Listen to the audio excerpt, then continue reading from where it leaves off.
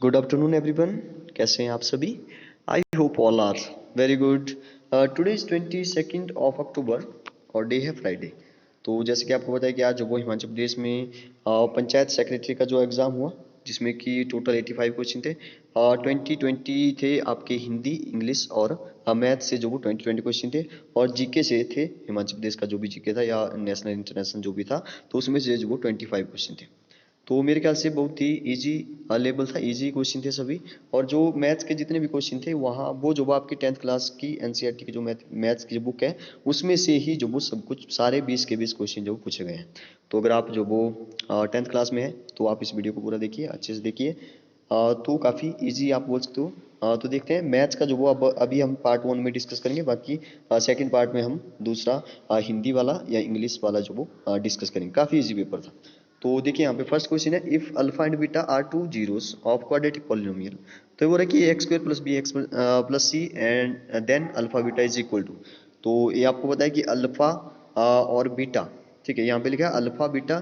तो अगर अल्फा और बीटा दोनों को जो प्लस किया जाए तो आता है माइनस बी अपॉन ए, ठीक है। और लेकिन यहाँ पे बोला इसने बीच में क्या है, अल्फा डॉट डॉट लगा है, मतलब कि पॉइंट लगा है, कुछ भी समझ लो इसको। तो इसका मतलब मल्टीप्लाई होता है, तो प्रोडक्ट हो गया। तो प्रोडक्ट जो वो सी अपॉन ए के इक्वल होता है। तो C upon H B is the right option. Question number 42 देखिए।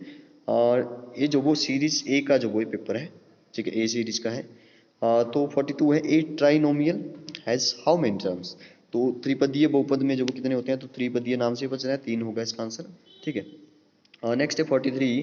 तो वो रही if a pair of linear equation, तो यहाँ पे इक्वेशन दे रखी। तो then this pair of linear equation is consistent. तो कंसिस्टेंट तभी होगी जब वो एक फिक्स तो नहीं बोल सकते, लेकिन एक पॉइंट पर जब वो अट्रैक्ट करेगी दो लाइनें, मतलब कि ओनली वन सॉल्यूशन होगा, तो जो वो कंसिस्टेंट होगी। तो ए होगा इसका आंसर, सी होगा, सॉरी, ठीक है, सी मतलब कि सी होगा इसका आंसर। तो यहाँ पे A upon C one equal to A two upon C two. अच्छा, यहाँ पे जो वो थोड़ी सी हाँ सॉरी, ये जो वो सी नहीं होगा इसका आंसर, ए होगा इसका आंसर। क्योंकि यहाँ पे जब इक्वल होता है, ठीक है, जब सभी इक्वल होते हैं तो उसका जो वो कई सारे हल हो जाते हैं, ठीक है। इसमें जो वो कोई हल नहीं होता है, पैरेलल जाती है लाइंस, तो इसमें होगा, ठीक है, दो लाइनें जो वो इंटरसेक्ट करेगी एक पॉइंट पर। तो यहाँ पे जो वो एक अद्वितीय हल होता है, मतलब कि एक यूनिक सॉल्यूशन आप बोलते हो, तो यहाँ पे कंसिस्टेंट होता है। ए इज द राइट आंसर। और नेक्स्ट देखिए, नेक्स्ट है 44, यस। तो यहाँ पे लिखा है रूट ऑफ क्वाड्रेटिक इक्वेशन, ठीक है। तो इसके तो रूट निकालने थे, तो यहाँ पे x square minus 3x minus 10 लिखा है, तो मैं यहाँ पे रूट बता देता हूँ। अच्छा, मैंने यहाँ पे किया था थोड़ा सॉल्व, तो आप यहाँ पे देखिए एक्स स्क्वायर ये लिखा है, फिर जो वो मैंने क्या किया, ए और सी को मल्टीप्लाई करके जो वो 10 आ रहा है, 10 के जो वो हमने अलग से दो फैक्टर निकाल लिए, तो 5 और 2 बन रहा है, तभी तो 3 बनेगा। 5 माइनस का 5 ले लिया और 2 प्लस का ले लिया, और यहाँ से कॉमन ले लिया x, और यहाँ x माइनस 5 आया और x प्लस 2 आया, मतलब कि x जो वो -2 और 5 आया, तो -2 और 5 आपको मिलेगा, यस, फर्स्ट ए में 5 और -2 एक ही बात है। क्वेश्चन नंबर 45 देखिए, क्वाड्रेटिक इक्वेशन। तो यहाँ पे क्वाड्रेटिक इक्वेशन, तो इक्वल रूट तभी होते हैं जब वो ये इक्वल टू जीरो होता है, क्योंकि इक्वल टू जीरो हो गया तो यहाँ पे जो बी स्क्वेयर होता है, ठीक है।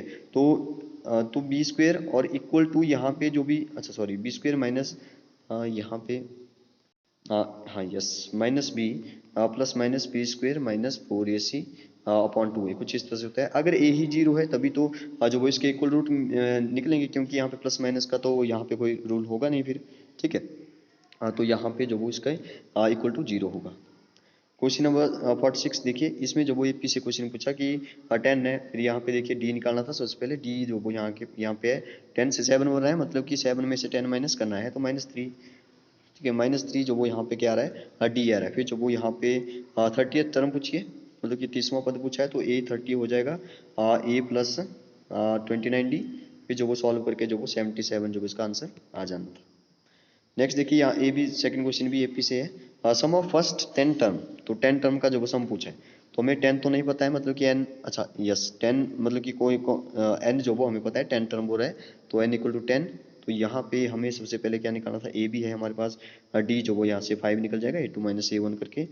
फिर इसमें जो वो सम निकालना है, तो आपके पास जो वो एक फार्मूला है एस एन वाला, क्योंकि हमें लास्ट पता नहीं है, तो इसलिए जो वो n/2 2a प्लस n-1 और इंटू डी वाला जो भी फार्मूला है, ठीक है, उसको लगा करके आप इसको सॉल्व करेंगे। इसका आंसर होगा 2 4 और 5। नेक्स्ट देखिए, नेक्स्ट है 48।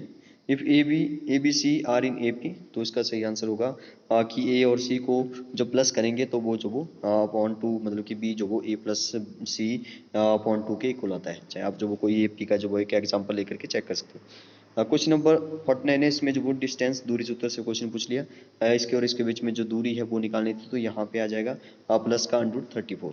देखिए यहाँ पे आपको बताया फार्मूला का, तो इसको x1, इसको y1, x2 y2, फिर जब वो फार्मूला लगाएंगे x2 माइनस x1 का होल स्क्वायर, फिर प्लस में y2 माइनस y1 का होल स्क्वायर और ऊपर अंडर, तो इसको सॉल्व किया तो इसका आंसर आएगा √34। क्वेश्चन नंबर 50 देखिए, कोऑर्डिनेट ऑफ द पॉइंट, तो इसने बोला कि ये जो वो सेक्शन फार्मूले से पूछ लिया इसने, विभाजन सूत्र से। तो यहाँ पे जो वो m1 और m2 फिर लगाए हुए फार्मूला x का m1 x2 plus m2 y1 upon में होगा m1 प्लस m2, फिर y निकालती बार जो वो आपने क्या करना है, यहाँ पे y2 और यहाँ पे सॉरी यहाँ पे मैंने पता नहीं क्या लिख दिया, x2 और यहाँ पे होगा x1। ठीक है, जब आप y निकालेंगे तो यहाँ पे x2 की जगह y2 हो जाएगा और x1 की जगह y1 हो जाएगा। बस सिंपली आपने इसको करना था और इसका आंसर आना था यहाँ पे D 1 एंड 3। नेक्स्ट देखिए, नेक्स्ट है यस, इस बार जो वो मुझे लगता है कि इसकी जो मेरिट है वो जो वो काफ़ी हाई जाने वाली है। क्योंकि 85 क्वेश्चन थे, मुझे लगता है कि अगर ढंग से किसी ने पढ़ा होगा या 10th क्लास का मैथ्स जो वो उसको आता होगा, या बाकी तो सिंपल ही था वैसे सब कुछ, तो 10th क्लास का थोड़ी सी इंग्लिश अगर उसे आती होगी तब तो वो जो वो 80 मार्क्स तो बड़े आराम से ले सकता था। नेक्स्ट देखिए यहाँ पे लिखा है कोसिकेंट 31 डिग्री माइनस सेकेंड 59, तो इसका आंसर आ जाएगा 0, क्योंकि कोसिकेंट को जब सेकेंड में चेंज करेंगे तो सेकेंड 90 माइनस 59 बन जाएगा, इसको चेंज करके, सॉरी कोसिकेंट 90 माइनस 59 हो जाएगा, फिर जब वो 90 चेंज कर देगा तो कोसिकेंट की जगह सेकेंड आ जाएगा, तो सेकेंड 59 माइनस सेकेंड 59 0 हो जाएगा। फिर यहाँ पे सेकेंड स्क्वायर, तो ये भी एक फार्मूले से पूछ लिया। इसने जो वो जो भी ट्रिग्नोमेट्री के 3 फार्मूले हैं हमारे पास, तो sine square theta plus cos के थीटा इक्वल 1, ये तो एक ही है तो ये भी 1 के इक्वल होता है, लेकिन साइन और कॉस के बीच जो प्लस होता है यहाँ पे जो माइनस होता है। क्वेश्चन नंबर 53 देखिए, लेंथ ऑफ आर्क, तो ये क्वेश्चन वेरी इंपॉर्टेंट है, pi r square theta upon 360, pi r square theta upon 360 जो इसका आंसर आ जाएगा।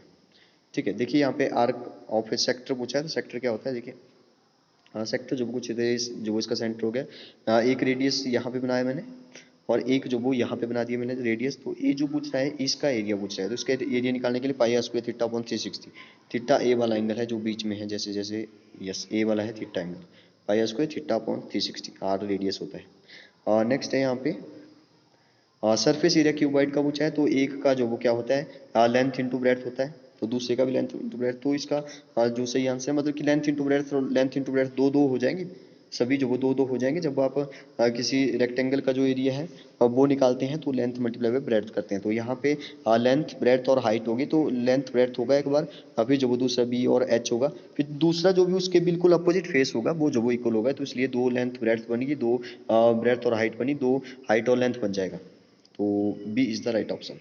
क्वेश्चन नंबर 55 है, यहाँ पे इसने पूछा कि बहुलक, बहुलक पूछा है, बहुलक का मतलब होता है सबसे ज्यादा बार कौन सा है, इंग्लिश में यहाँ पे इसको बोलते हैं mode, yes.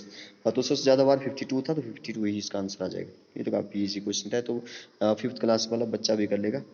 Savita and Kiran are friend then probability both have the same birthday, तो सेम बर्थडे देखिए यहाँ पूछा है सेम बर्थडे, तो ये इसने बोला कि लीप ईयर को छोड़ दीजिए।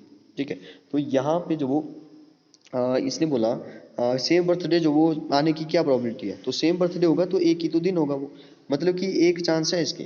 ठीक है, 365 में से सिर्फ एक चांस है, मतलब कि एक ही प्रोबेबिलिटी है इसकी, तो 1/365 आ जाएगा, अगर आप ऐसे सोचें, अगर दूसरे तरीके से सोच रहे हो तब भी आप इसको कर लेंगे।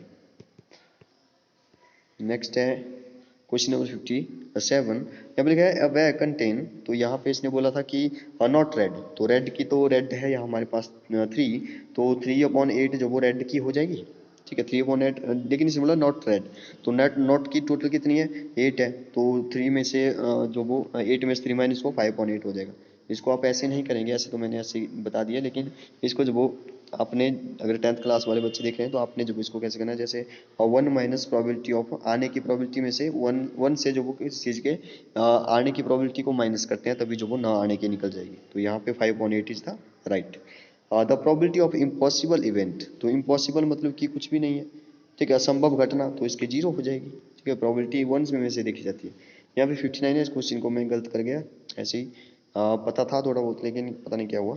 तो यहाँ पे 3 मीडियन होगा, ठीक है। यहाँ पे एम और एम बहुत बार है एम, तो यहाँ पे थोड़ा सा यहाँ पे कंफ्यूज हो गया जल्दबाजी में, मैं इसको कर गया, ए होगा इसका, बी होगा इसका आंसर, ठीक है। लेकिन मैं इसको सी कर गया। तो 3 सबसे पहले जो वो यहाँ पे मीडियन होता है, ठीक है। तो 3 मीडियन और फिर मोड एंड 2 माध्य, मतलब कि मीन, ठीक है। तो B is the right answer. Question number 60 है, रियल नंबर पाई क्या होता है। पाई जो वो एक इरेशनल नंबर होता है। इरेशनल क्या होते हैं, जो रैशनल ना हो वो इरेशनल होंगे, और रैशनल होते हैं जो भी पी अपॉन क्यू की फॉर्म में लिखे जाते हैं, क्यू जो वो नॉट इक्वल टू जीरो, परिमेय संख्या जो होती है। तो ये था आपका मैथ्स का जो पेपर था, मैथ्स का नहीं सॉरी पंचायत सेक्रेटरी का जो मैथ्स वाला पार्ट था। तो अगले पार्ट में हम लोग जो वो इंग्लिश वाला पार्ट डिस्कस करेंगे।